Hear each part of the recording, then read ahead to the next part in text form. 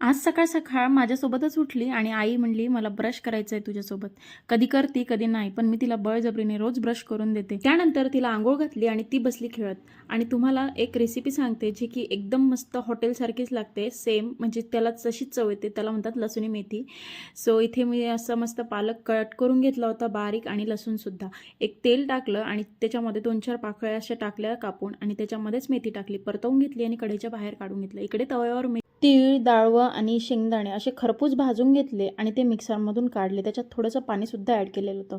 कढईमध्ये इकडे सोबतच जिरं, मोहरी आणि बारीक चिरलेला कांदा असा टाकायचा, म्हणजे छान टेस्ट येते. त्याच्यानंतर त्याच्यामध्ये पेस्ट ॲड केली आणि बेसिक मसाले टाकले. तिखट, मीठ, हळद, धने पावडर असं सगळं ॲड करून छान परतवून घेतलं आणि त्याच्यामध्येच ती मेथी टाकली. आणि इकडे तडक्यासाठी वेगळी आपली काश्मीरी लाल मिरची आणि खूप सगळा लसूण असा चॉप करून त्याच्यावर तडका दिला. इतकी भारी लागते ना, तुम्ही एकदा नक्की ट्राय करून बघा. त्याच्यानंतर मॅडमला असं ड्रॅगन फ्रूट दिलं, ती खात बसली आणि त्यांच्यासाठी मी खरबूज पण चिरून ठेवलं. त्याच्यानंतर आम्ही शेतात गेलो, कारण कांदा काढणं चालू आहे आणि आता मार्केटला पाठवायचं 2-4 दिवसात. तोही व्हिडिओ मी टाकेलच. खूप सगळ्या बाया होत्या, त्या मोजायला मी गेले होते. नंतर मग तिकडून आले आणि छान असं रॅक लावलं. चलो